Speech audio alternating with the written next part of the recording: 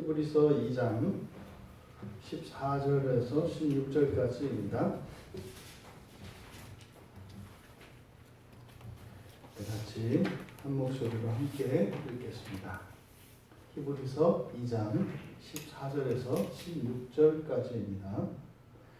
자녀들은 혈과 육에 속하였으매 그도 또한 같은 모양으로 혈과 육을 함께 지니심은 죽음을 통하여 죽음의 세력을 잡은 자 곧 마귀를 멸하시며 또 죽기를 무서워함으로 한평생 내어 종 노릇하는 모든 자들을 도와주려 하시니 이는 확실히 천사들을 붙들어주려 하심이 아니요 오직 아브라함의 자손을 붙들어주려 하심이라. 아멘. 죽음으로 이기심. 죽음으로 이기심. 이열치열. 그런 건가요? 이독제독. 이런 건가요? 악으로 이기고, 독으로 이기고, 죽음으로 이기시고. 사실은 굉장히 부담되는 말씀이고, 어려운 말씀입니다. 우리가 하나님의 말씀을 이렇게 깨닫게 될 때, 이렇게 막 환희가 올 때가 있습니다. 아, 그렇구나. 아, 이런 거구나. 이렇게 어떤 신령한 영적인 지식들을 우리가 깨닫게 되었을 때, 그것은 특별히 하나님의 존재와 이 땅을 살아가는 하나님 자녀들의 존재의 영광이 어떤 것인지 나타날 때, 이럴 때는 이제 밤하늘에 폭죽을 쏘는 것 같습니다. 그냥 이렇게 막 엔돌핀인지 도파민인지 안에서 막 돌고 붕붕붕 뜨는 것 같은 그 하나님의 말씀이 너무 좋죠. 그럴 때가 있습니다. 근데 이제 하나님의 관계, 하나님과 우리 사이의 관계에 대해서 이야기할 때, 그러면 이제 그 희비가 엇갈립니다. 우리를 향하신 하나님의 절대적이고 무한하시고 한결같으신 사랑 앞에서 우리는 감동을 하지 않을 수 없습니다. 그런데 이제 하나님에 대한 아주 일관된 이 패역의 마음과 이런 불결과 불순종, 이것을 또 이제 우리에게 볼 때 한없이 비참해 줍니다. 그러니까 희비가 엇갈리죠. 근데 이제 또 더 나아가서 우리들의 이제 실존을 깨닫게 하셨고, 또 하나님과의 관계를 깨닫게 깨우쳐 주셔서 우리들이 어떻게 살아가야 할 것인가에 대해서 이제 말씀해 주실 때, 이제 한숨이 이제 푹 나오는 이 발걸음이 그냥 땅 속으로 푹 들어가는 거죠. 오늘 우리가 함께 나누게 될 이 말씀은 앞에서 이미 예수님께서 완전한 우리 형제 되심에 대해서 우리가 나눴지 않습니까? 그런데 이제 예수님께서 지상에 사람의 몸으로 오신, 흔히 우리가 이제 사람의 몸으로 오신 것을 성육신 이렇게 이야기를 하는데, 그 성육신의 이유에 대해서 밝혀주고 있는 말씀입니다. 왜 내가 사람의 몸을 입고 이 세상에 왔느냐 하는 말이다. 이 사실을 예수님께서 가르쳐 주시는 거예요. 그러면 예수님의 성육신 사건은 그 성육신을 통하여 이루시고자 하는 어떤 목적이 있으시겠고, 또 그런 구체적인 내용과 그 목적들과 또 별개로 바로 이 성육신 하신 중요한 이유 중에 하나가 모범이 되시기 위한 것이라는 겁니다. 그러니까 사람으로 사시는 것은 그리스도로서의 특별한 그 구원의 사역을 위한 그런 목적이 있습니다. 구원하시기 위한, 그래서 우리들을 구원하시기 위한 목적이 있어요. 근데 그것은 단지 구원하시는 것으로 그치는 것이 아니라 사람이 되셔서 구원을 하셨기 때문에 우리들로 하여금 예수님을 따라 살게 하시는 목적이 있다 이 말이에요. 예수님을 따라 산다는 것은 뭡니까? 그렇게 예수님을 따라서 그런 언행과 생각들, 그런 인격들을 가지는 것뿐만이 아니라 예수님이 그렇게 사셨을 때 우리가 구원을 받았지 않습니까? 그러면 우리가 예수님을 따라 살면 똑같이 구원의 일들이 일어납니다. 그러니까 단순히 이것을 우리 개인을 종착지로 이 종점으로 생각하시면 안 되고 주님이 오시는 날까지는 구원의 일들이 계속됩니다. 근데 그 구원이 누구에 의해서 이루어진다고요? 우리들입니다. 신자들에 의해서 그 구원의 일들이 이루어져요. 그러니까 예수님께서 성육신하셔서 사심으로써 우리들의 모범이 되어 주신 것은 어떻게 살아야 할 것인가를 가르쳐 주셨지만 또한 그렇게 살아갈 때 일어나는 구원의 일들, 그 영광입니다. 이게 사실은 예수님의 이 삶은 가장 영광스러운 삶이고 가장 지혜로운 삶이고 가장 복된 삶이고 그래서 우리가 추구해야 되는 삶입니다. 그러니까 지금 여기서 주시는 말씀이 이제 그런 말씀이다. 그럼 예수님께서 성육신 하신 이유, 이제 본문에 보면은 정확하게는 두 가지로 나타나는데 14절과 15절에 14절의 끝에 보면 죽음을 통하여 죽음의 세력을 잡은 자 곧 마귀를 멸하시기 위해서 성육신 하신 거예요. 그 다음에 두 번째로 15절에는 그렇게 죽음에 매여서 종로로 타는 자들을 풀어주시기 위한 거예요. 이 두 가지 목적입니다. 근데 우리는 이제 앞에서부터 쭉 이어져 왔던 전체의 이 문맥의 흐름 속에서 한 가지 이유를 더 우리가 발견할 수 있습니다. 그것은 명시적으로 나타나 있지 않지만 14절의 전반부에 보면 자녀들은 혈과 육에 속하였음에 그도 또한 같은 모양으로 혈과 육을 함께 지니셨다고 해요. 그러니까 성육신 하신 그 이유가 뭐라고요? 자녀들이 혈과 육에 속하였기 때문이라는 겁니다. 이것을 보통 우리가 눈높이를 맞춘다 이렇게 얘기를 합니다. 그러면 바로 앞에서 13절까지 진행되었던 내용이 뭡니까? 11절에 한 근원에서 났다. 그래서 형제라 부르기를 부끄러워하지 않으셨다. 그 정도가 아니라 12절에 오히려 형제라고 하는 사실을 자랑하셨다. 그래서 어떻게 해요? 나는 그를 믿는다. 이렇게 얘기를 하셨단 말이에요. 근데 말씀은 그렇게 해놓고 너희는 너희들대로 살고 나는 나대로 살고 이러면 이게 이제 안 되는 거잖아요. 그렇잖아요. 말로만 사랑한다고 하고 굶어 죽는 형제에게 그 밥 한 끼를 쌀 한 톨을 내어주지 않는다면 그게 사랑이라고 할 수 있겠습니까? 그러니까 앞에서는 예수님께서 우리에게 그러셨단 말이에요. 야, 나는 너희야, 너희들은 나하고 근원이 같다. 내가 너희들이 내 형제라는 걸 난 부끄러워하지 않아. 그 정도가 아니라 나는 아니 천사들에게 이어서도 난 자랑한다. 사람인 너희들이 말이다. 내 형제라고 말이지. 천사들이 이해할 수 없는 지식이다. 그리고 지금은 비록 너희들이 이렇게 천사들이 만만하게 보고 일상생활 속에서 너희들을 넘어뜨리고 뭐 이런 일이 일어나지만 나는 그래도 너희들이 믿는다. 뭘 믿겠어요? 내가 이렇게 자랑할 만한 내 형제들이라는 것을 자매들이라는 것을 믿는다는 거예요. 이렇게 말씀하셨잖아요. 나는 믿고 있으니까 잘 살아봐라. 이렇게 하면 이게 판이 깨지는 겁니다. 근데 지금 14절에서 뭐라고 합니까? 하나님이신 예수님이 똑같이 그 혈과 육으로 오신 거예요. 그러니까 여기서 첫 번째 이 속에 암시되어 있는 성육신의 가장 중요한 이유라고 할 수 있겠죠. 이게 뭡니까? 진짜 그렇게 말씀하시는 주님이 진짜 우리의 형제라는 것을 우리가 알 수 있도록 성육신하셨다는 거예요.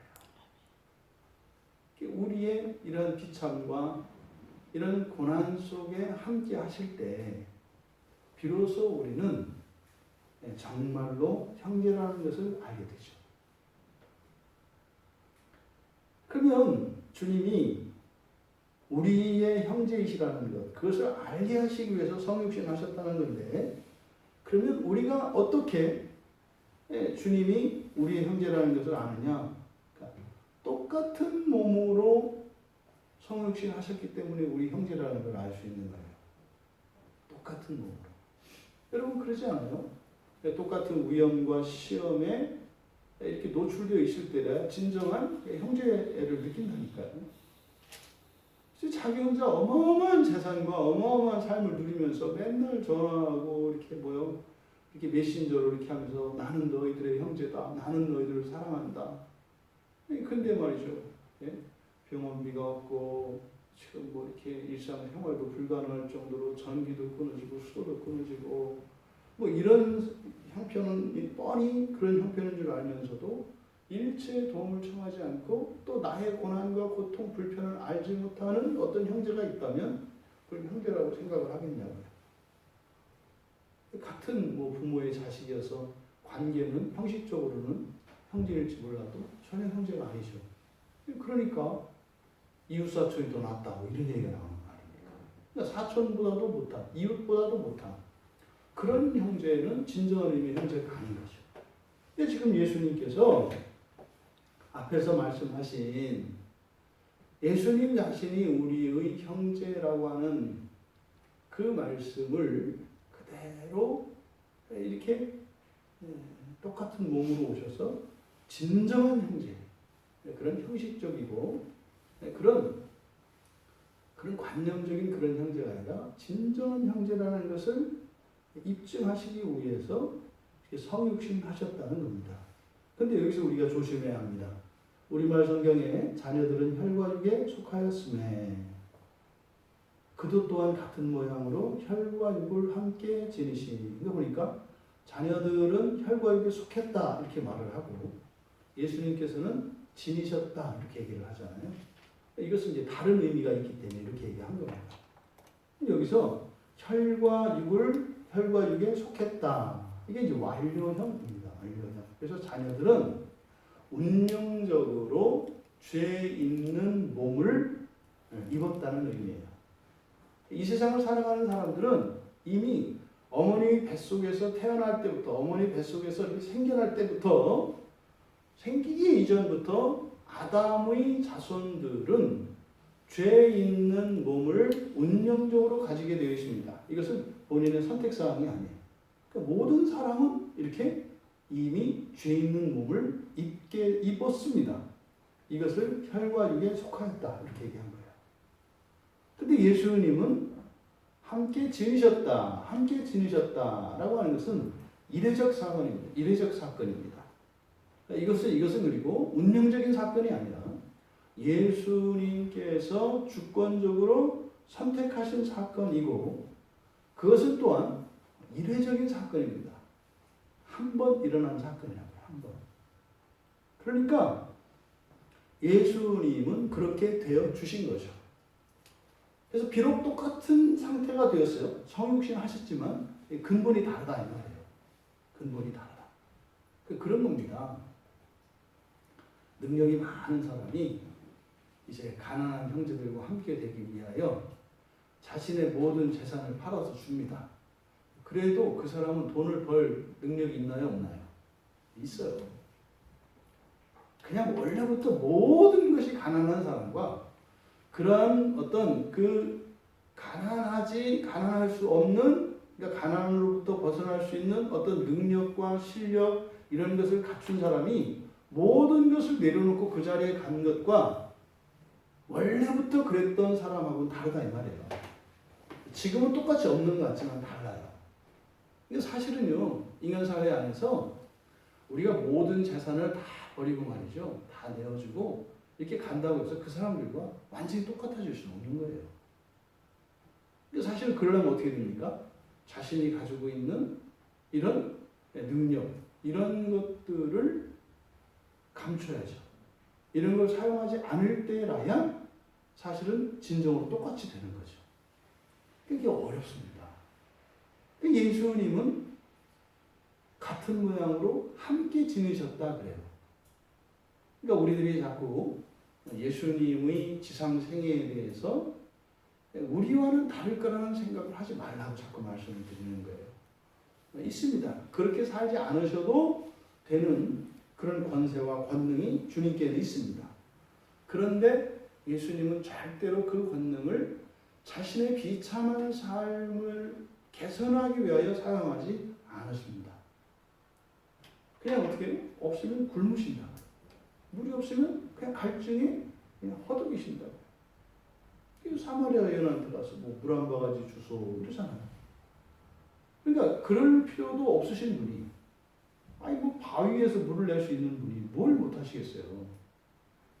그러니까 철저하게 예수님은 자신의 영광과 권능을 감추신 삶을 사셨다. 그러니까 정말로 지금 여러분들이 살고 있는 여러분 가족 중에 한 사람과 같은 분이셨다는 것을 잊으시면 안 돼요.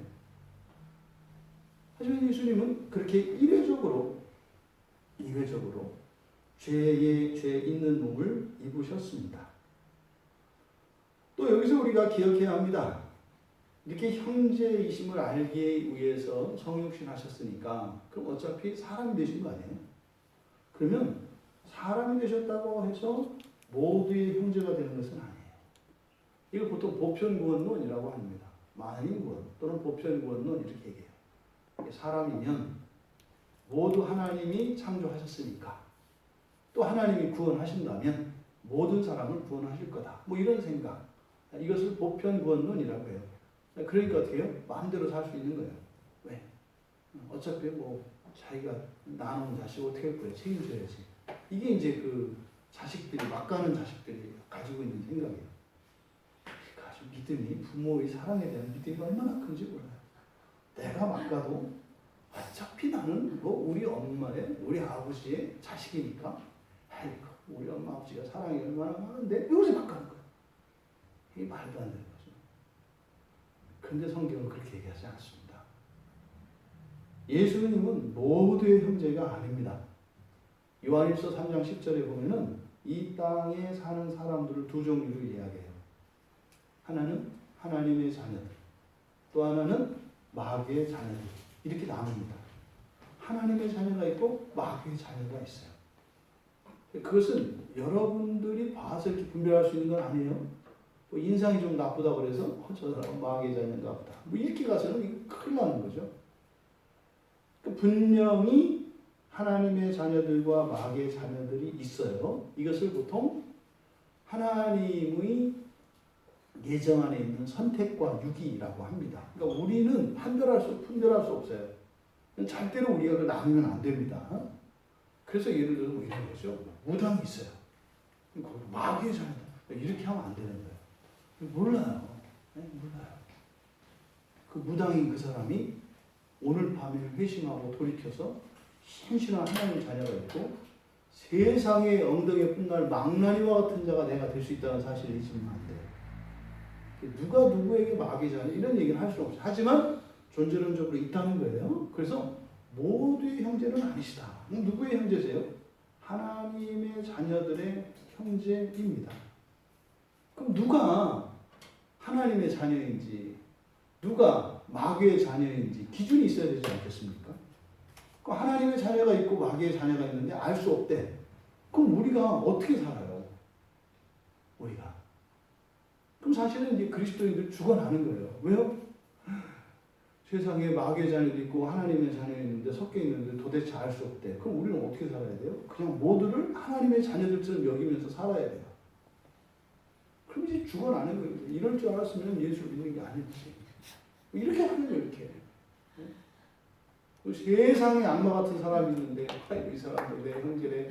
뭐 이래가지고, 이거 뭐 미워할 수도 없고, 또 미운데, 밉잖아요. 또. 미운데 미워할 수도 없고. 뭐 그런 거죠. 그래서 성경은 그렇게 애매하게 하지 않아요. 우리에게는 오류의 가능성이 있습니다. 그래서 예수님께서 기준을 두신다고요, 기준을. 이 기준은 뭐예요? 존재론적인 기준이 아니라 우리가 살아갈 때 어떻게 누구를 하나님의 자녀로 대하고 누구를 마귀의 자녀로 대해야 할 것인가를 살아갈 때의 지침이에요. 그건 우리가 그들을 이렇게 심판하는 게 아닙니다. 우리도 한계가 있기 때문에 예수님께서 요한복음 17장 9절에 세상 중에서 내게 주신 사람들 이렇게 얘기한다고요. 세상 중에서 내게 주신 사람들. 그러니까 이 세상에 있는 모든 사람이 아니라 하나님이 예수님에게 주신 사람들이에요. 그래서 정해져 있어요, 이렇게. 예수님의 형제들은, 예수님의 자매들은 정해져 있다고요. 모두가 다 아니에요. 그럼 누구입니까? 요한복음 8장 44절에서는 마귀의 자녀들에 대해서 말씀하시는데 예수님의 말씀을 깨닫지 못하는 자들을 너희 아비는 마귀다 이렇게 얘기해요. 너희는 너희 아비 마귀에서 났다 이렇게 얘기한다고요. 또 예수님의 형제들이 찾아왔을 때 밖에 형제들이 왔습니다. 자매들이 왔다고 할 때 너희들이 내 형제요 나 자매다 이렇게 말해요. 그러니까요. 이 세상에는 분명히 하나님 자녀와 마귀의 자녀가 있어요. 근데 그 존재론적으로 우리는 분명하게 누구다라고 이렇게 심판할 수는 없어요. 하지만 우리가 이 세상을 살아가는 동안은 다른 태도와 다른 방식으로 대하며 살아가야 돼요. 마귀의 자녀들과 하나님의 자녀들은.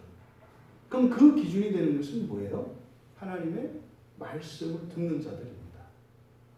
하나님의 말씀을 듣는 자들이라야 그들이 하나님의 자녀들인 것을 우리는 확인할 수 있는 거예요. 우리가 그렇다고 해서 하나님의 말씀을 듣지 않는 자들은 마귀의 자녀다 이럴 수는 없어요.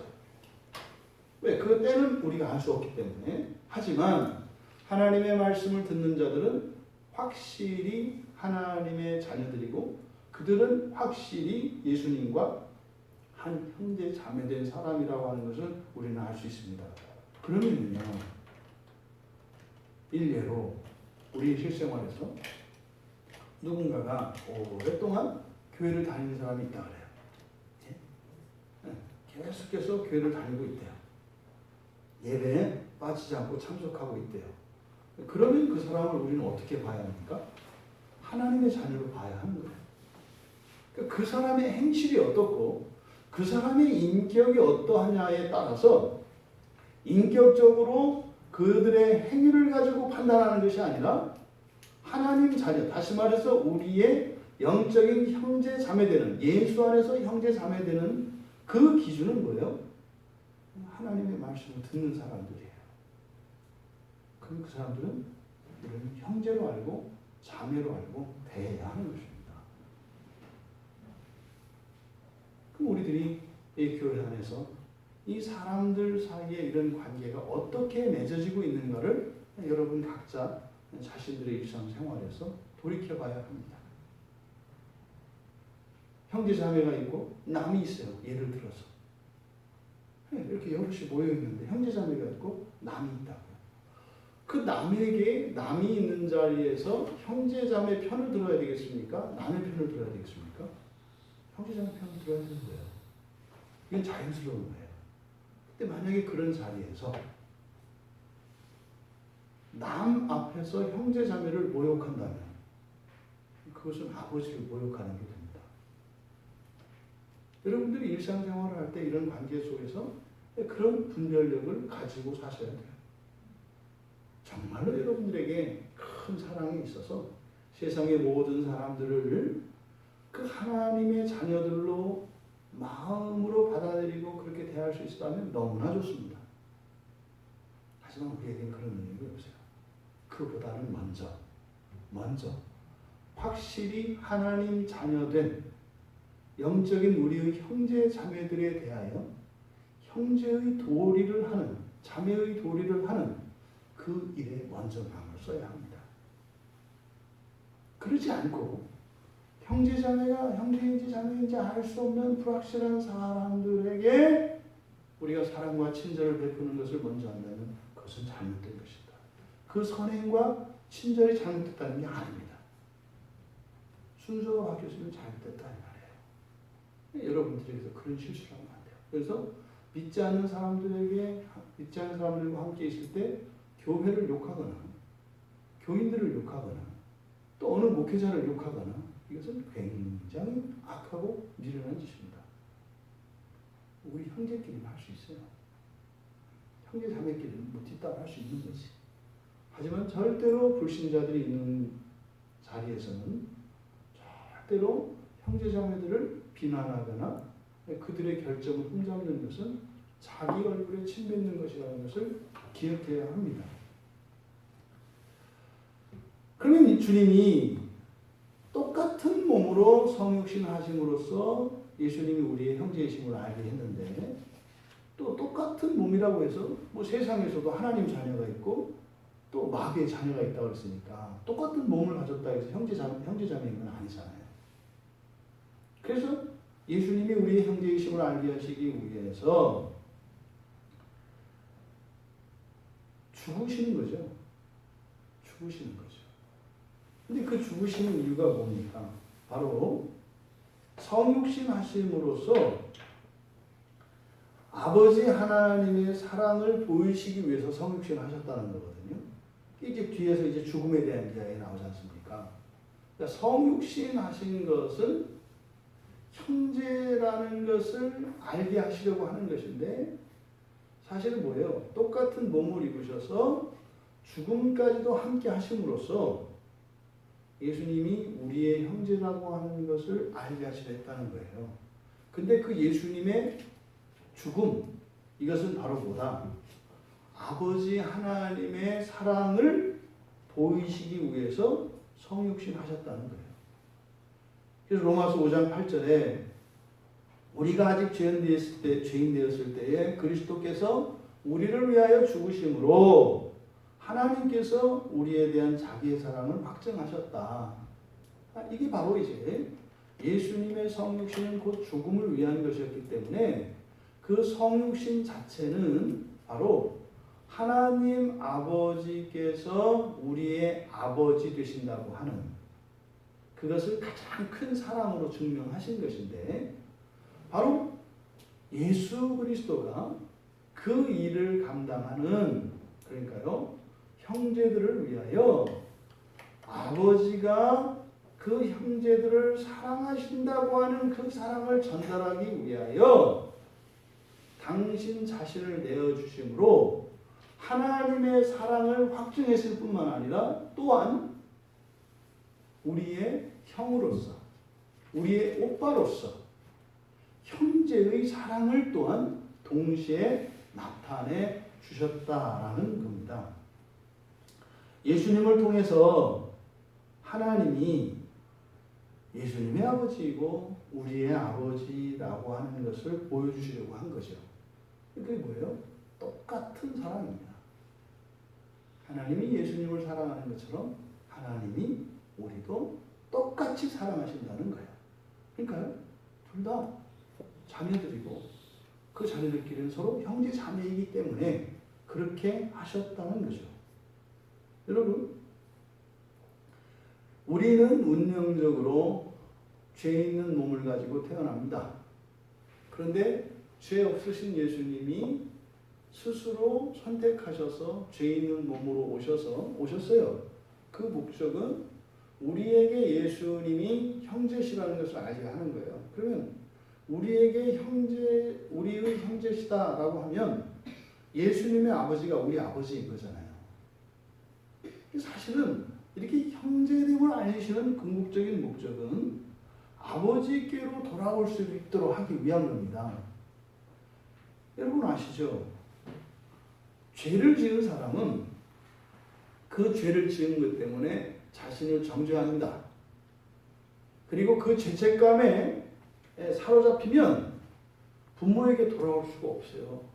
양심이 있는 한 이렇게 돌아올 수가 없다고요. 그러니까 그것을 해결하고 대책을 세우고 이렇게 돌아오려고 한다고요.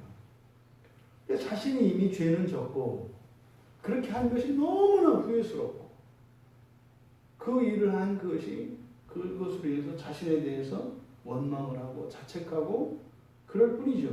돌아올 수는 없어요. 마태복음 24장 12절에서 예수님께서 그러세요. 불법은 사랑을 싣게 한다고요. 여기 금방 알아요.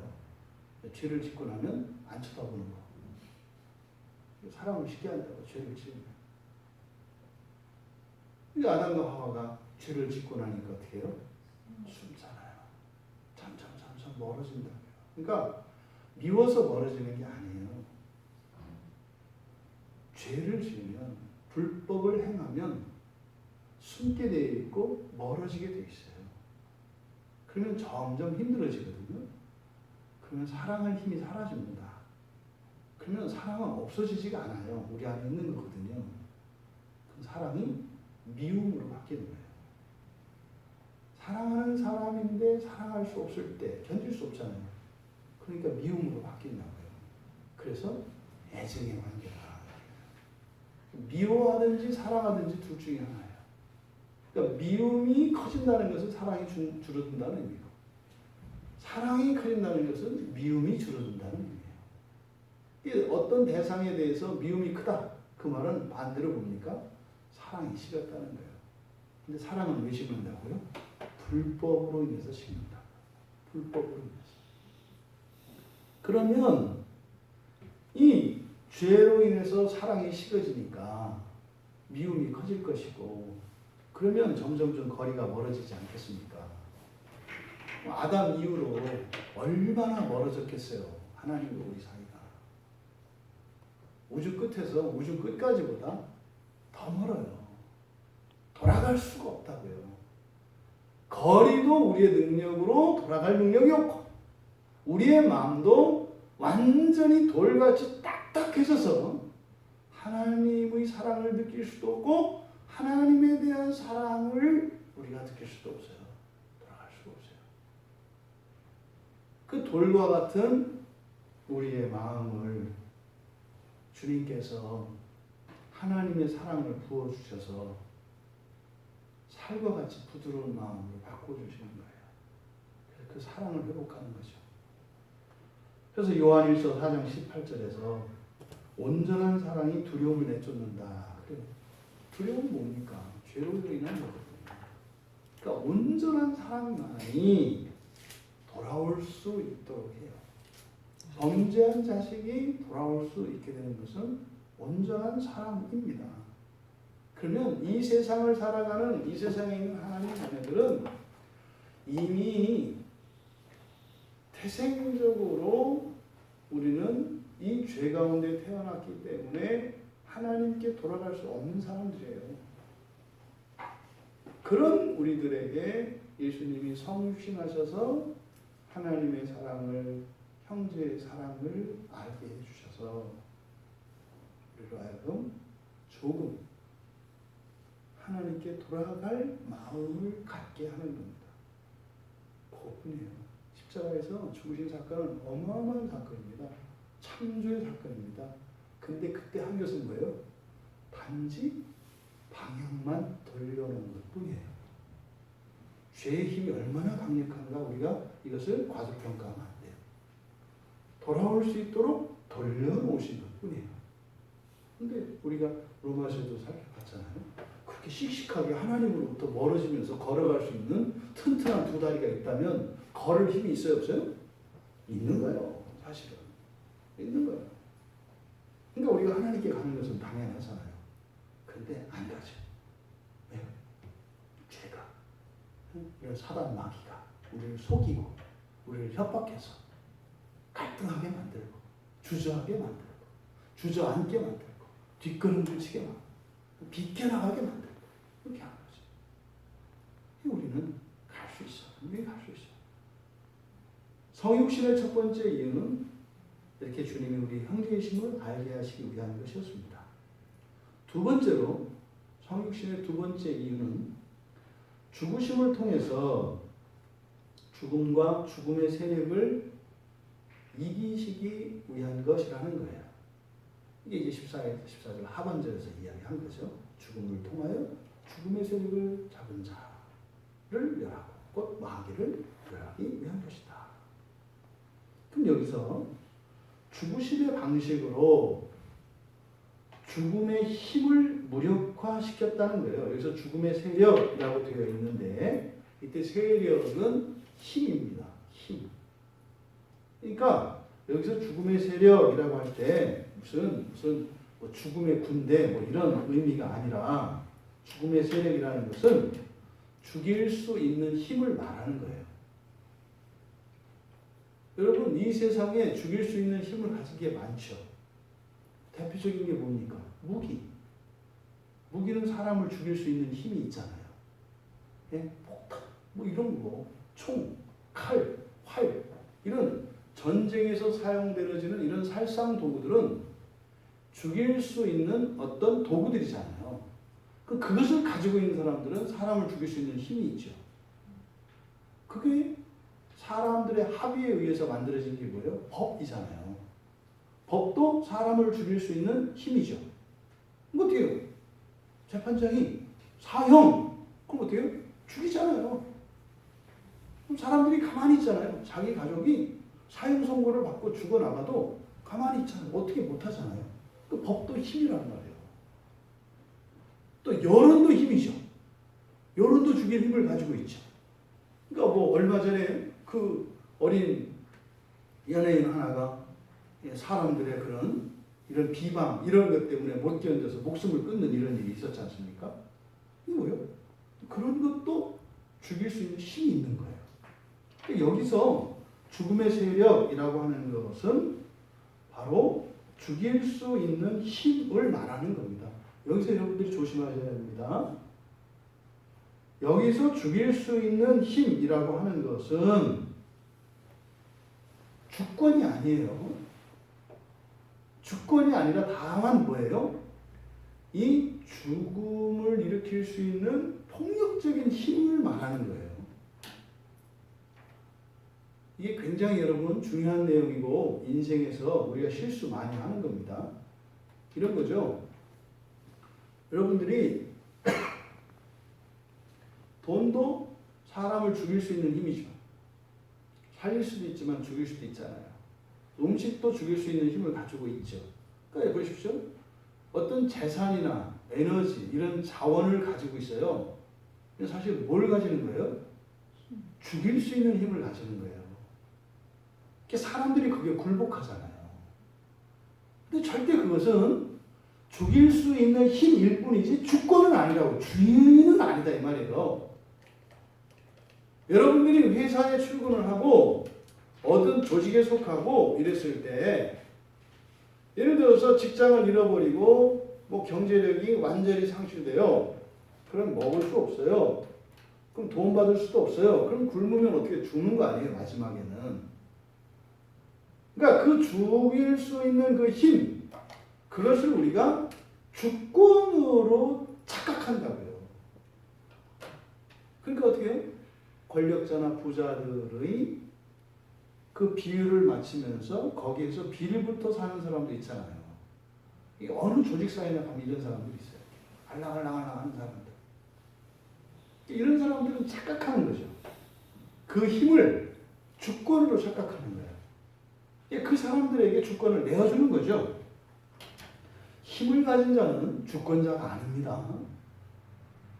힘을 가진 자는 주권자가 아니라고 하는 사실을 여러분들 기억하셔야 돼요. 그래서 여러분들의 주권을 내어주는 일이 있어서는 안 됩니다. 가난하다고 해서, 힘이 없다고 해서 우리가 누구의 노예가 되는 것은 아니에요. 이런 거죠. 그 어린 학생들, 중고등학교 학생들이 주로 이제 이렇게 힘이 센 아이들이 힘이 약한 아이들을 괴롭히고 돈도 뺏고 이렇게 합니다. 근데 걔들이 함부로 할 수 없는 애들이 있어요. 주권을 잃어버리지 않는 애들입니다. 예, 싸우면 상대가 안 돼요. 한 주먹거리도 안 돼요. 그런데 주권을 잃어버리지 않습니다.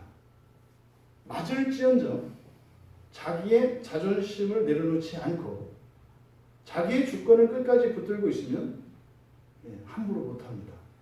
근데 함부로 할 수 있게 될 때는 어떨 때예요? 자기의 주권을 포기할 때예요.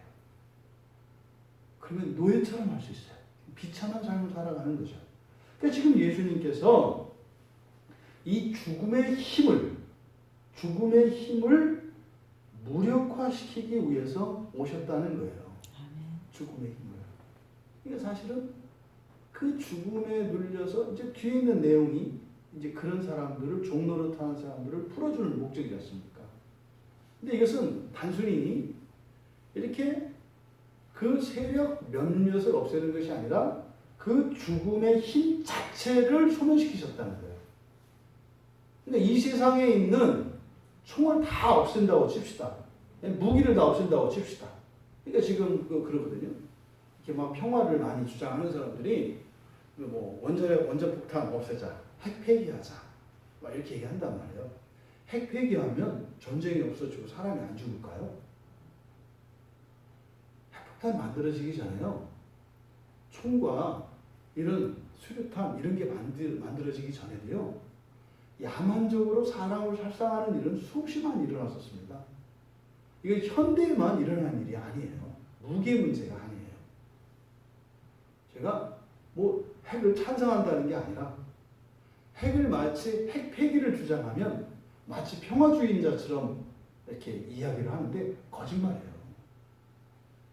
핵이 없어진다고 해서 전쟁이 사라지는 게 아니에요. 어떻게 보면 죽는 거로 치면 핵폭탄이 제일 깔끔하고 꽉 나고 딱 죽는 게 나아요. 여러분, 예?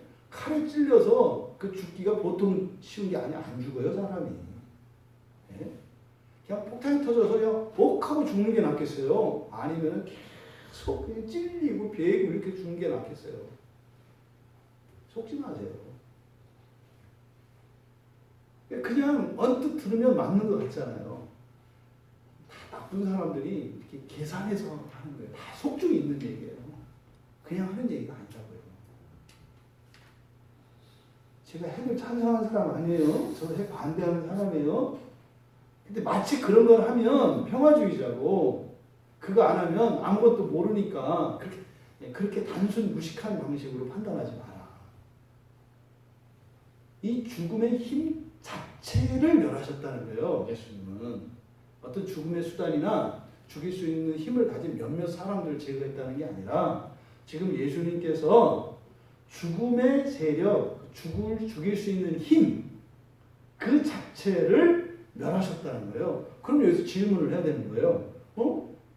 그러면 그 뒤로 뭐 죽는 일이 없나요? 아니, 예수님도 죽는데. 예수님도 죽잖아요. 그럼 틀린 거 아니에요.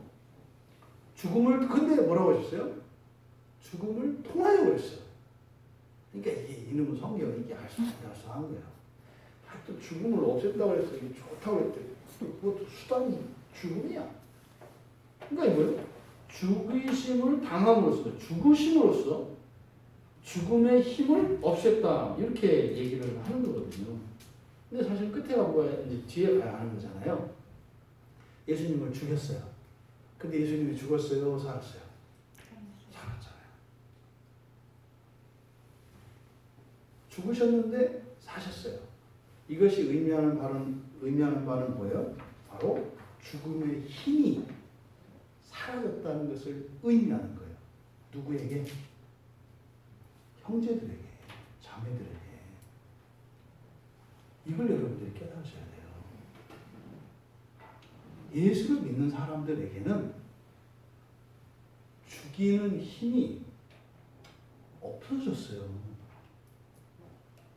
죽이는 힘이 없어졌다고요. 이것을 여러분들이 깨달으셔야 돼요. 여러분들이 병을 두려워할 필요가 있어요, 없어요? 네. 불편하니까 좀 조심을 해야 돼요. 하지만 두려워할 필요는 없다고요. 두려워할 필요는 없다고요. 여기서 실수하면 어떻게 될까요? 내가 죽을 병에 걸렸는데 이 병만 고쳐준다면 나의 모든 것을 다 내어주고서 이렇게 하는 거예요. 여러분, 이 죽음의 힘을 없애셨다. 근데 이상해요. 죽음을 통하여 죽음의 힘을 없애셨다. 그러니까 좀 이해할 수가 없잖아요. 예수님은 창조주시거든요. 그러면 창조의 능력으로 아예 죽음을 싹 없애버리면 더 깔끔하잖아요. 이왕 오신 거, 이 세상에 죽음 자체를 없애버리시면 좋잖아요. 아니, 에덴 동산에 보면 선악과를 먹으면 죽지 않잖아요. 그러니까 애써서 고생하지 마시고 선악과 몇 개 따갖고 오셔서 그 우리가 씨 잘 내려서 잘 키워가지고 곳곳에서 그 키워 먹으면, 예? 그럼 되잖아요. 그러니까 좋은 방법이 너무나 많아요. 우리가 생각을 해봐도. 그것도 명하시면 되잖아요. 말씀으로. 그런데 아니 왜 직접 죽으셔서 죽음의 힘을 없애냐고요. 죽음을 없앤 게 아니라 죽음의 힘을 없앴다고요. 이게 마치 뭐예요, 여러분? 예방주사 같은 거죠. 네? 그 뭐 이렇게 장티푸스 자체를 없앤 게 아니라 뭐라는 거예요? 장티푸스를 반 죽여서 그 장티푸스 없애지 않으셨다고요. 그럼 장티푸스 주사를 맞으면 어떻게 돼요? 우리에게 항체가 생기죠. 그러니까 죽음이라는 게 그리스도인들에게는 피해야 될 게 아니에요. 일부러 살려두셨다니까요, 죽음을. 일부러 남겨두신 거예요. 대신 힘을 빼서. 독사에게 물렸을 때 그 독사의 독을 치료하는 치료약이 그 독사의 독이에요. 그 독사의 독에서 독성을 제거해서 그것을 가지고 배양을 해서 사람을 죽이는 그 독성을 제압합니다. 그러니까 죽음의 힘을 없애셨다. 죽음을 없애신 게 아니라 죽음을 없애신 거예요. 죽음을. 그리고 예수님이 죽으셨대요. 그러니까 뭐요? 예수님이 죽음을 예방주사로 맞으신 거죠. 겁내지 말라는 거예요. 옛날에 우리나라에 그 서양의학이 이렇게 들어왔을 때 주사 맞으면 큰일 나는 줄 알았습니다. 그렇게 하면 영혼이 빠져나가고 거의 뭐 귀신 들어오고 이런 생각을 했어요. 왜? 찔리고 나면 피 나거든요. 큰일 나는 줄 알았어요. 그때 이제 마을 촌장이 딱 가서 딱 주사 맞는 거 이렇게. 괜찮잖아. 이렇게. 그러니까 뭐 촌장이 하니까 따라서 맞는 거죠. 그러니까 지금 예수님께서 죽음을 통하여 죽음의 그 세력, 그 힘을 없애셨다고 하는 것은 죽음의 성질이 바뀌었다는 것을 우리에게 가르쳐 주시는 거예요. 이해가 되세요? 옛날에는 도망가야 되는 거였는데 이제는 도망갈 필요가 없다. 물론 이게 좀 힘들어. 그래서 그냥 막 이렇게 할 수 있는 건 아니지만 그렇게 할 필요가 없게 되었다는 것이죠. 그러면 그게 무슨 의미일까요? 죽음의 힘을 없앴을 때 그럼 우리가 죽음을 향하여 당당히 나아갈 수 있지 않겠어요? 여기 예방주사만 맞는 게 아니라 이제 헌혈하기 위해서 주사도 맞잖아요. 헌혈주사는 훨씬 아프거든요. 아시나요? 바늘이 무지 굵어요. 피를 빼야 되기 때문에. 그 바늘 들어가는 소리가 들립니다. 우지직하고. 그래서 그게 겁나더라고요. 그러니까 아니 예방주사, 치료주사를 맞기도 두려워하던 사람이 어떻게 이제는 내 피를 다른 사람에게 이렇게 주기 위해서 뭐 헌혈까지 하는 사람이 된다고요. 그러니까 그건 왜 그래요? 그게 나에게 내 생명을 해치는 것이 해칠 수 없다는 것을 알게 된 거죠. 그러니까 오히려 사랑으로 그 죽음을 맞이할 수 있는 거예요. 그러니까 이렇게 주사 맞는 걸 지금 제가 죽음으로 지금 비유하는 겁니다. 그러면 어떻게 되느냐? 그게 이제 우리가 살펴봤던 마태복음 5장에 나오는 거예요. 마태복음 5장에 한번 가보세요. 마태복음 5장 38절부터 48절까지.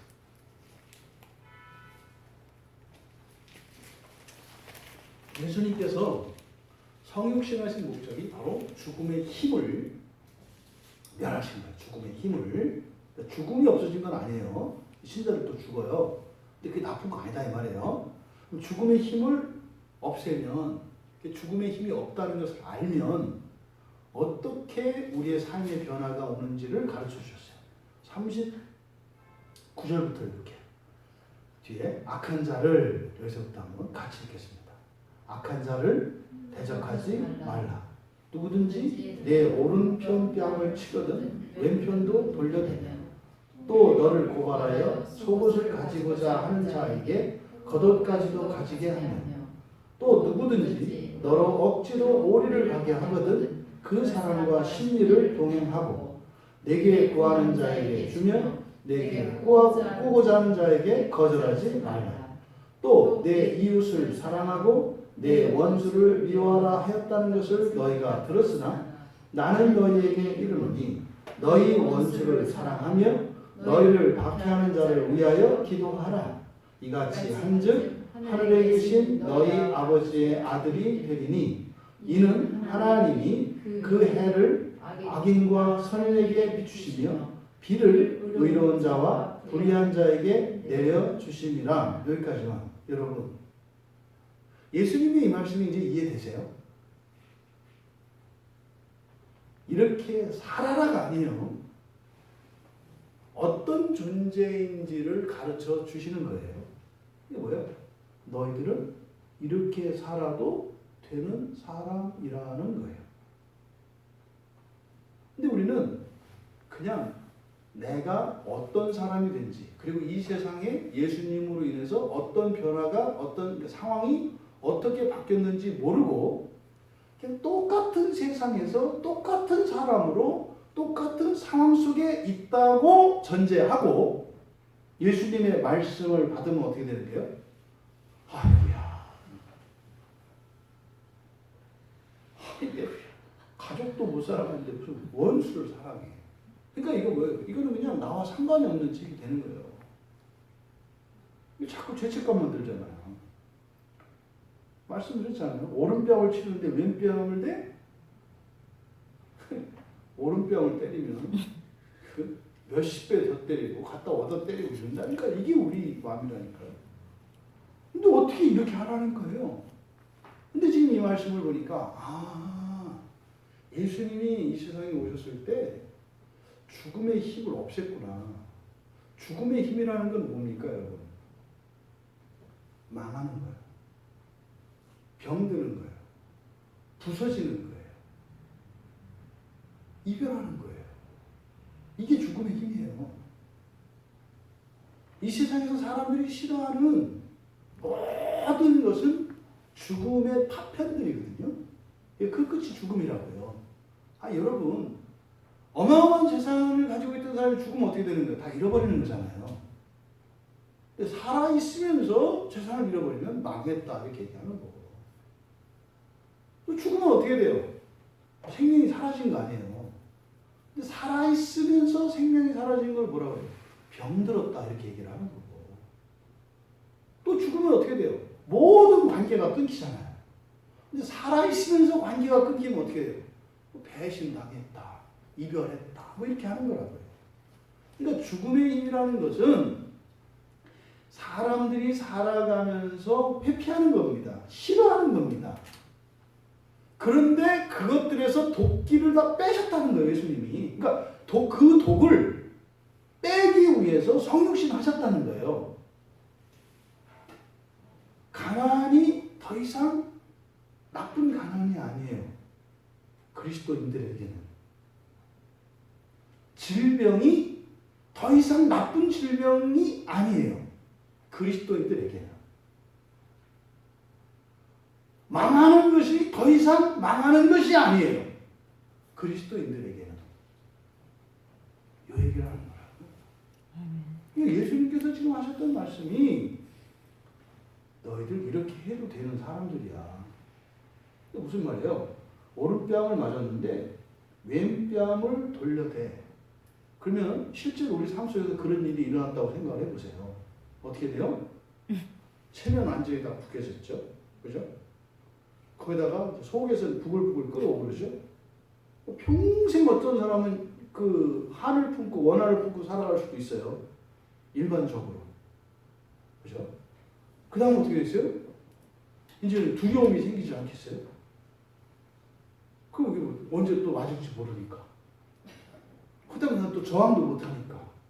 얼마나 두렵겠어요? 그러니까 왜 집에 가만히 있는 수밖에 없어. 사람 안 만나는 게 낫지 않겠어요?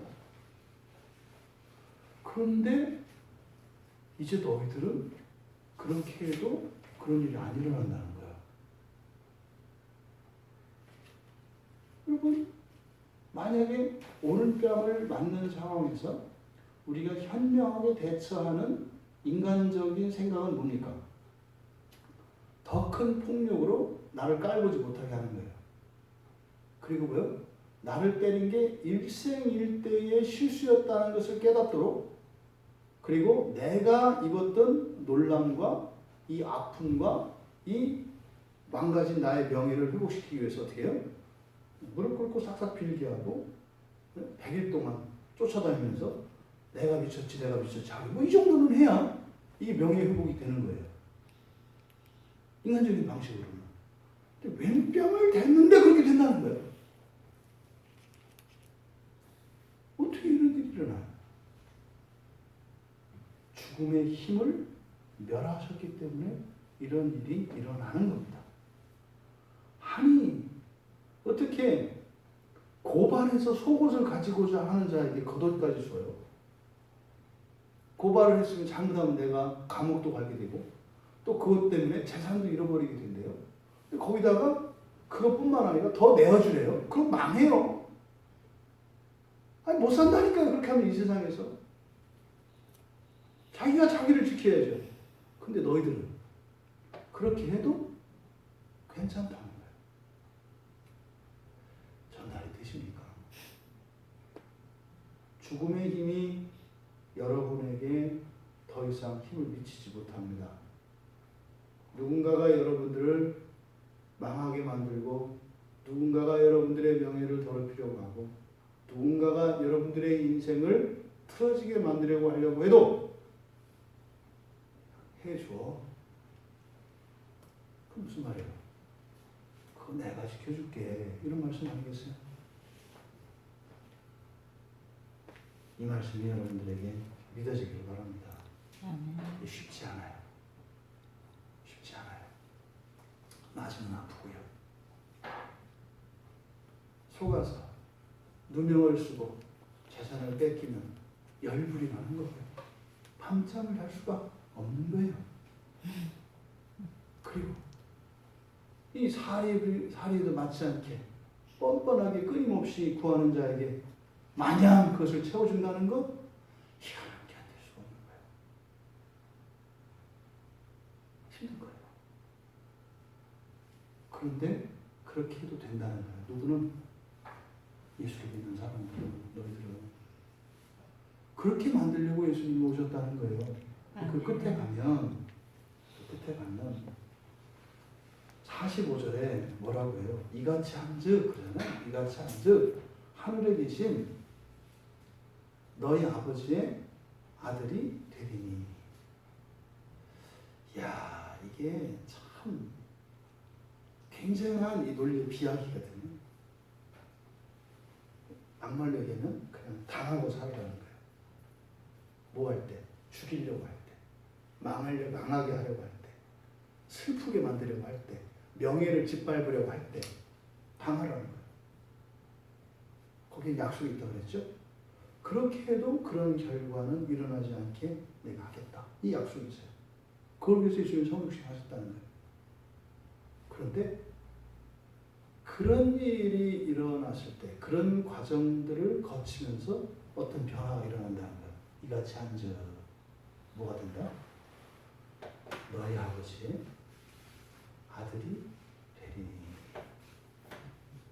하나님 자녀가 된다는 거예요. 그러면 이게 우리끼리 얘기지 말도 안 되는 소리요.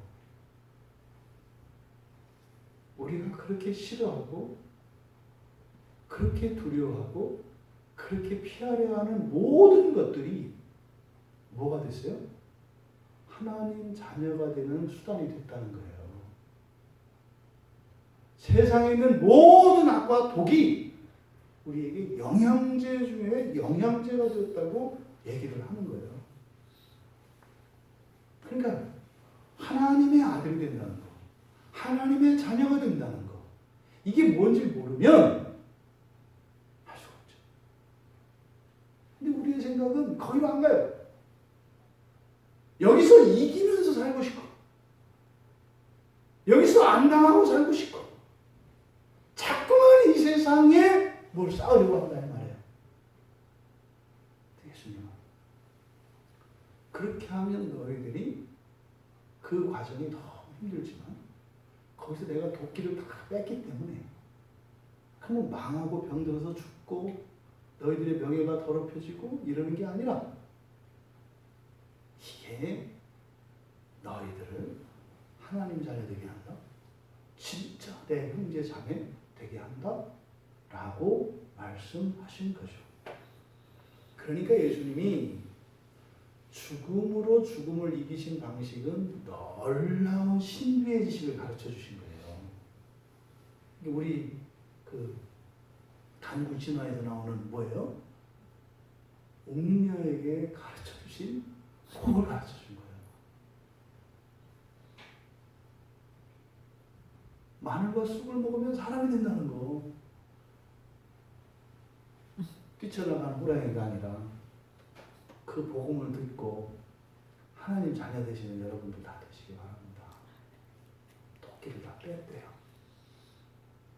가난하게 살게 될 것 두려워하지 마세요. 병들어서 죽게 될 것 두려워하지 마세요. 사람들로부터 오해받고 미움당하고 과시당하는 것 두려워하지 마세요. 도끼를 다 빼버리셨대요. 그래서 그것을 어떻게 해요? 오히려 우리의 존재를 변화시키는 신비의 명약으로 바꾸셨대요. 세상 사람들은 그것을 피하기 위해서 죽어라 하고 일하면서 살거든요. 근데 우리는 그걸 조심할 필요가 있어요, 없어요? 없다고요. 없다고요.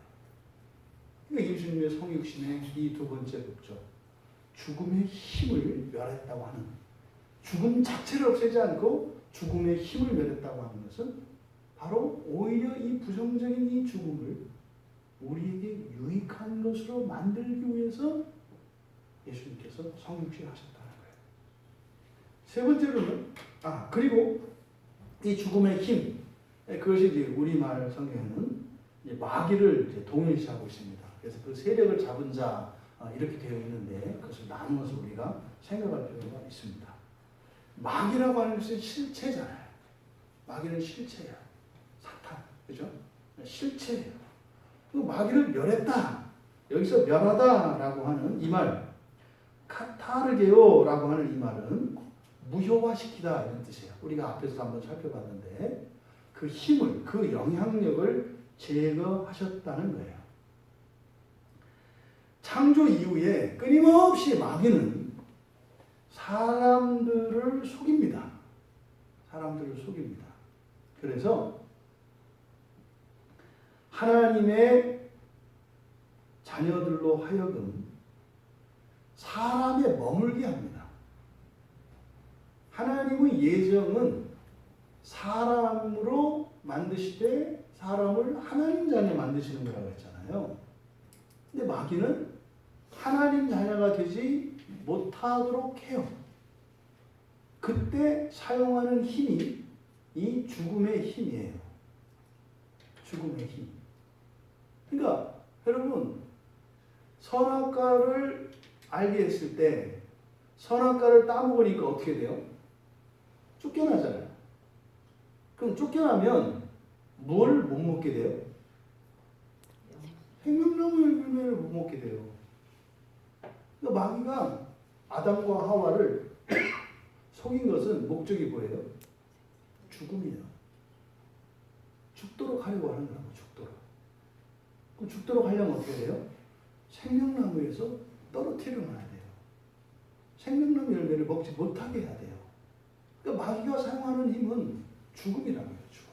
근데 그것을 아주 교묘한 말로 끊임없이 속이죠. 아담과 하와에게 속였던 것은 하나님과 같이 될 거라는 거예요. 그래서 그건 사실은 하나님은 때가 되면 될 일이었잖아요. 이거를 먹으면 그렇게 되는 게 아니라 그냥 그건 하나님의 때가 되면 되는 거였다고요. 근데 그렇게 속여서 그것을 먹음으로써 죽게끔 만든 거예요. 마귀가 하는 모든 유혹은 다 이겁니다. 죽게 만드는 거예요, 죽게. 근데 그런 마귀의 그런 영향력, 그 권세를 예수님께서 이제 멸하셨다는 거죠. 이 얘기는 여러분 잘 기억해야 합니다. 여러분들이 예수를 믿는 순간 마귀는 여러분들을 어쩌지 못합니다. 근데 여러분들은 마귀에게 당할 수 있습니다. 언제? 마귀에게 여러분의 주권을 내어줬을 때, 죄에게 여러분의 전 인격을 내어줬을 때, 여러분들은 사망길로 가는 거예요. 사망길로. 마귀는 절대로 하나님 자녀들을 죽일 수는 없어요. 하나님 자녀를 죽일 수 없어요. 근데 우리가 마귀에게 죽임을 당할 수는 있어요. 어떻게? 우리가 내어주면. 죽일 수는 없어요. 하지만 죽임 당할 수는 있어요. 그러면 우리가 죽는 것은 사실은 누구의 책임이에요? 이제는 우리의 책임이에요. 우리의 책임이에요. 그래서 여러분들이 잊지 마셔야 합니다. 그러니까 마귀의 권세를 멸하셨다는 거죠. 그러니까 죽음의 힘도 없앴고 그 죽음의 힘을 가지고 있는 마귀도 멸하셨다는 거예요. 그것을 위해서 성육신하셨다는 거예요. 그러니까 예수님의 공생애와 십자가의 죽으심과 부활이 바로 그걸 하는 거죠. 우리가 이것을 모르고 속으면 마귀에게 우리가 주권을 내줘요. 그렇잖아요. 나는 못한다. 나는 안 된다. 저 사람은 안 된다. 저 사람은 어쩔 수 없다. 이렇게 하면 죽는다. 이런 생각 자체가 마귀가 주는 생각이라고요. 왜? 우리는 예수 그리스도께서 죽음의 힘을 제거하셨고 그 권세를 쥐고 흔드는 마귀의 영향력과 세력도 없으셨다고요. 그러니까 설사 그런 죽음이 우리에게 다가온다 할지라도 여러분 죽으면 어떻게 돼요? 여러분 죽으면 땡 잡는 거예요. 우리가 죽을 수는 없어요. 하지만 죽음이 여러분에게 찾아왔다면 그것으로 인해서 여러분들의 영혼은 완전한 영화의 상태에 이르게 될 겁니다. 슬픔을 사라지고 이렇게 될 거라고요. 여러분. 가난, 질병 두려워하지 마시라 이 말이에요. 세 번째로 성육신하신 세 번째의 목적은 죽음이 무서워서 평생 종노릇하는 모든 자들을 해방시키기 위함이라고 말씀을 하세요. 죽기를 무서워함으로 한평생 내어 종노릇하는 모든 자들. 죽기를 무서워하는 이유가 뭡니까? 죽음의 힘 때문에 그렇죠. 죽음의 힘 때문에. 병드는 것을 우리가 병에 걸리는 것을 조심하잖아요. 그래서 위생에 신경 쓰고 청결을 유지하잖아요. 왜? 병에 걸리면 고통스러우니까. 근데 과거에는 그 고통이 나에게 해가 되는 거였다고요. 이제는 그런 고통과 고난조차도 예수님께서 성육신을 통해서 그 도끼를 빼어버렸기 때문에 그게 나에게 득이 된다고요. 아시죠? 그리스도인들이 고난을 만났을 때 어떤 일이 일어나는지, 그 고난이 오셨더라면 볼 수 없는 하나님의 영광을 보게 되고 갈 수 없는 믿음의 길을 가게 되고 만들어낼 수 없는 정결한 신앙을 만들어냅니다. 그러니까 그걸 기꺼이 갈 수 있는 사람 많지 않아요. 그래서 두려울 필요는 없다 이 말이에요. 물론 꼭 그렇게 해야만 되느냐 그건 아니에요. 그렇게 하지도 않고 그렇게 하지 않고 순종의 길로도 갈 수 있어요. 근데 또 우리가 태생 자체가 너무 단조로운 사람을 싫어하니까 좀 적절히 불순종으로 섞어서 좀 진한 간증도 있어야 되니까. 설사 불순종에서 그런 결과가 우리 인생에 왔다 하더라도 두려워하지 마라. 뭐 돌이키면 되잖아요. 돌이키면 되잖아요. 그럼 오히려 전화위복이 되잖아요. 그리스도인의 회개를 네 글자로 말하면 전화위복이에요. 회개, 전화위복. 그러니까 이런 고난이 우리들에게 더 이상 겁을 주지 못해요. 그런데 사람들은 죽기를 무서워해요. 왜요? 죽음이라고 하는 도끼가 무지막지하거든요. 근데 우리에게는 이 죽음 백신이 예수님의 성육신을 통해서 이미 맞았기 때문에 그런 것들이 들어오면 우리에게는 어떻게 해요? 그 죽음의 기운에 대한 항체가 생겨요. 그래서 이전보다 더 강해진다 이 말이에요. 그래서 이런 아픔과 어려움을 겪었던 사람들이 그것을 통해서 항체가 생겨. 그 항체는 뭐예요? 사랑이죠. 그래서 어떤 고통과 특별한 어려움을 겪었던 사람들은 그 사람들을 봐요. 그 사람들을 도와준다는 거 아닙니까? 옛날에 그 생각하기도 싫어서 그런 사람들은 상종도 안 했는데 오히려 그들을 찾아가서 돕고 그들의 마음을 위로한다는 말입니다. 그러니까 이제는 더 이상 우리가 죽기를 무서워하지 않아요. 그러니까 예수님 제자들이 막 가는 거예요. 막 가는 거예요. 그 사람들이 이렇게 겁이 없던 사람, 그게 아니, 그거하고 상관없어요. 그거하고 상관없다고요. 그러니까 이제는 죽기를 무서워할 필요가 없죠. 여러분, 이 얘기를 들을 때 현재 그리스도인들의 삶의 모습을 여러분들이 다른 한편으로 대조하면서 사셔봐야 돼요. 말씀을. 사람들이 정말 그렇게 죽음을 두려워하지 않나? 사람들이 정말 병드는 것을 두려워하지 않나? 사람들이 이렇게 망하는 것을 두려워하지 않나? 사람들이 이렇게 다른 사람들에게부터 이렇게 박해받고 이런 걸 무서워하지 않나? 이걸 잘 보셔야 돼요. 근데 뭐라고요? 죽기를 무서워하는 것은 바로 마귀의 자녀들의 특성이에요. 마귀의 자녀들이. 그럼 어떻게 돼요? 한평생 종로로 탄다는 말이에요.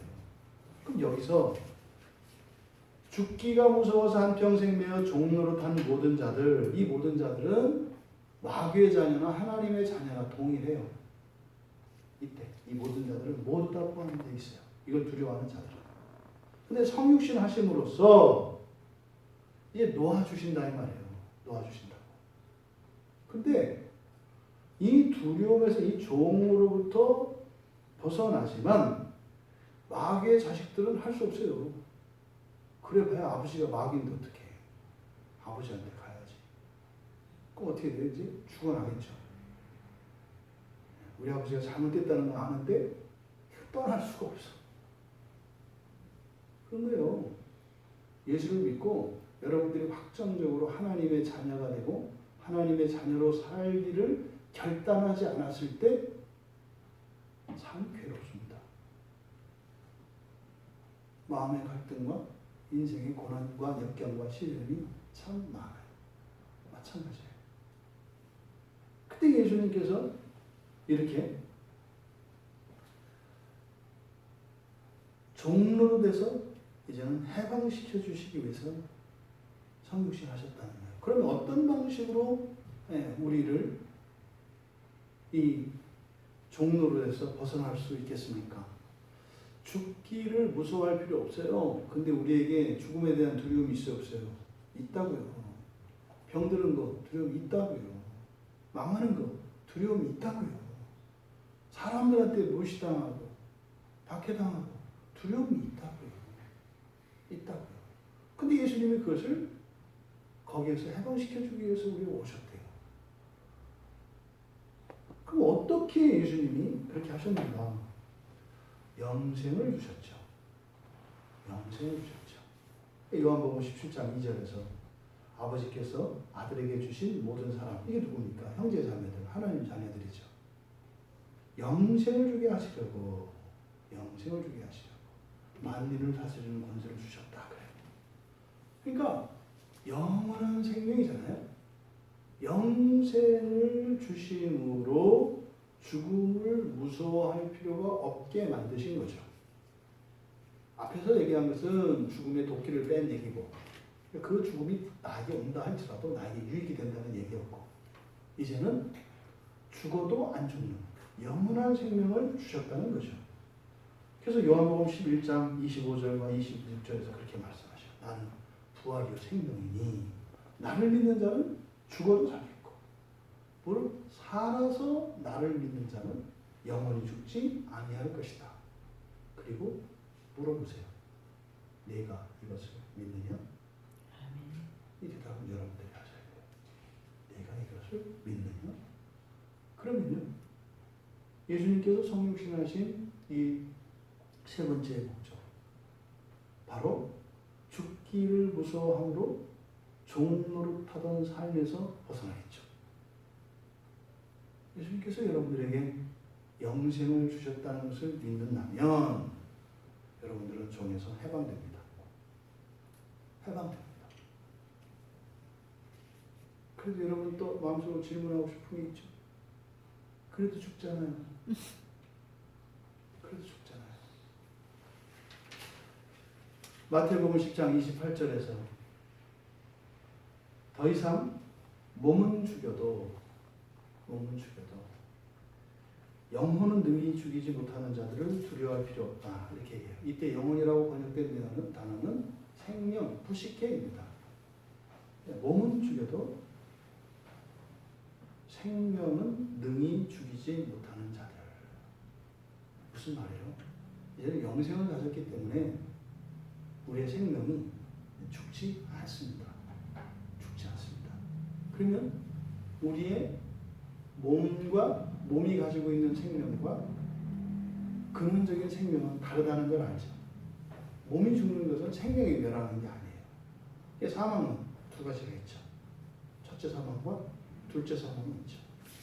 둘째 사망, 첫째 사망은 우리 이 몸이 죽는 겁니다. 근데 사실은 이 몸이 죽는 것은 숙명적이에요. 이 첫 창조 세계 자체의 창조 목적은 뭐예요? 허물기 위해서 지으신 거예요. 허물기 위해서. 디딤돌이라고요. 무엇을 위한? 새 창조를 위한.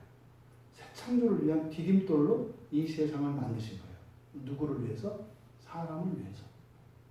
사람이 하나님 자녀로 변화되어지는 이 일에 순종하게 하셔서 순종을 통해서 하나님의 창조에 사람이 참여하도록 이 세상을 만드신 거예요. 그래서 거푸집과 같이 마지막 날에 새 창조하실 때 사람이 새 창조에 참여합니다. 그리고 이 세상은 다 없을 겁니다. 그러면 이 몸도 어차피 사라질 몸이에요, 사실. 그러니까 이것은 이미 첫 창조의 섭리 속에서 이미 예정된 거예요. 이 몸의 죽음이라고 하는 것은. 몸은 원래 죽게 되어 있는 거예요. 그걸 가지고 협박하잖아요. 그잖아요. 여러분, 이 약을 먹으면 1년 더 살고, 이 약을 먹으면 뭐 더 건강해지고 하죠. 단지 그것은 시간적 차이죠. 사실은요, 어차피 끝은 가게 돼 있죠. 중요한 것은 뭡니까? 그 다음이잖아요. 여러분들이 어떻게 살아야 할 것인가를 여러분들이 깨달으셔야 돼요. 이 인생을, 그러니까 예수님이 사셨던 그 삶, 철저하게 예수님은 뭐예요? 이 세상에 오셨어요. 근데 사실은요, 죽기 위해서 사신 거예요. 죽기 위해서. 그러면 이 성육신의 이유를 예수님의 그 성육신의 이유를 지금 세 가지로 밝혔는데, 이 세 가지를 통해서 우리가 얻을 수 있는 결론은 뭡니까? 끝에서 16절에서 결론을 그렇게 하죠. 이는 확실히 천사들을 붙들어 주려 하심이 아니요 오직 아브라함의 자손을 붙들어 주려 하시며. 이게 뭡니까? 성육신은 아브라함의 자손, 언약의 자손, 하나님의 자녀들을 위한 하나님의 사랑이라는 거예요. 그러니까 천사는 아니다. 천사는 아니다. 천사는 뭡니까? 우리가 신으로 여기는 것들, 우리가 가치 있는 것으로 여기는 것들, 이런 것들입니다. 지금 예수님의 성육신을 통해서 바로 하나님의 사랑, 누구에 대한? 하나님 자녀들에 대한 그 사랑이 어떻게 나타났는가 하는 것을 보여주고 있습니다. 그러면 모본으로서 죽음으로 죽음을 이기신 예수님의 삶은 우리들의 삶의 중요한 원리가 되는 겁니다. 우리들의 싸움의 방식은요, 이렇게 하는 겁니다. 더 센 힘으로, 악으로 악을 제압하는 것이 아니에요. 사랑으로 이기는 겁니다. 사랑으로 이긴다는 것은 뭡니까? 짐으로써 이기는 겁니다. 그러면 이때 이긴다는 것은 나의 이김이 아니죠. 하나님의 승리죠. 그러니까 나는 죽고 나는 지고 하나님이 이기시게 하는 삶을 살아가는 것이 그리스도인의 삶의 방식이라는 거예요. 그 지독한 그 연단의 과정을 통해서 우리는 사람에서 하나님의 자녀로 변화되어지는 일들이 일어납니다. 여기서 우리가 그것을 주저하게 되고 또 어떤 사람을 선택하게 되는 이유는 뭡니까? 가치의 크기인 거예요. 내가 하나님의 자녀가 되는 그 가치와 그 과정에서 겪어야 하는 이런 연단의 아픔들, 이것의 가치가 어느 것이 크냐에 따라서 우리는 선택을 하는 거죠. 죽음으로 압축되어 있는 이 말, 이 죽음이 함축하고 있는 이것은 인생의 모든 고난과 부정적인 것들을 말하는 겁니다.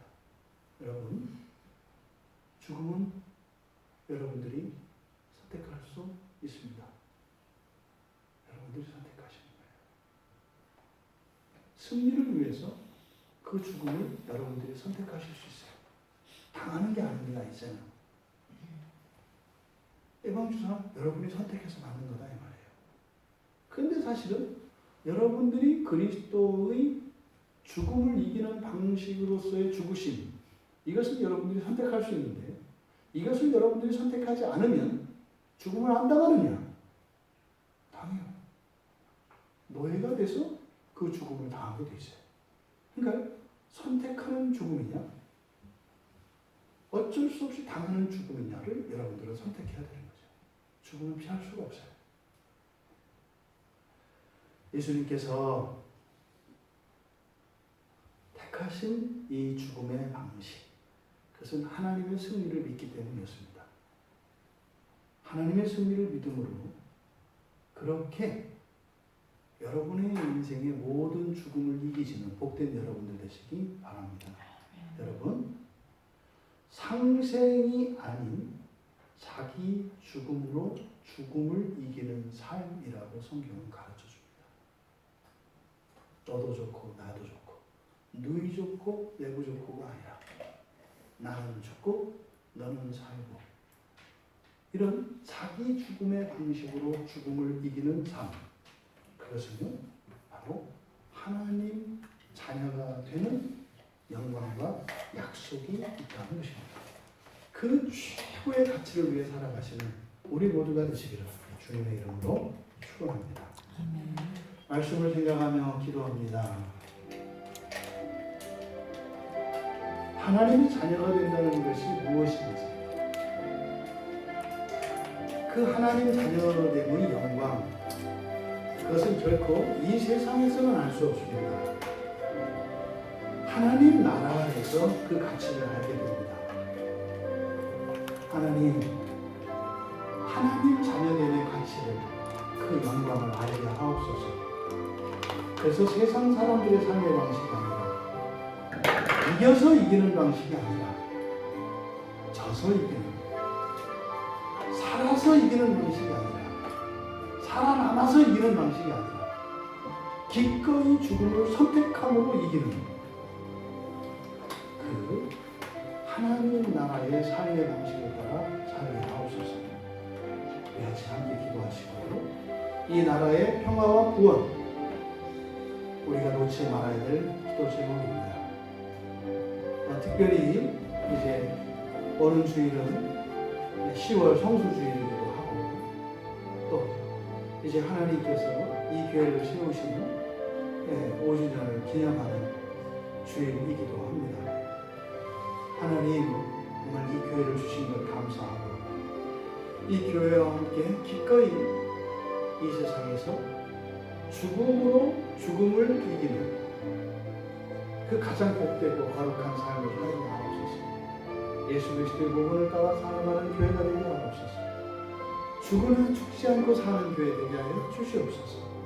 교회 안에 있는 모든 성도들이 그렇게 죽음으로 죽음을 이기는 생생한 간증의 삶이 허락되어 줄 수 있도록, 또 다음 주에 있게 될 사경의 의에 하나님 은혜를 내려주셔서 죽음에 대한 모든 두려움이 없어지게 하옵소서.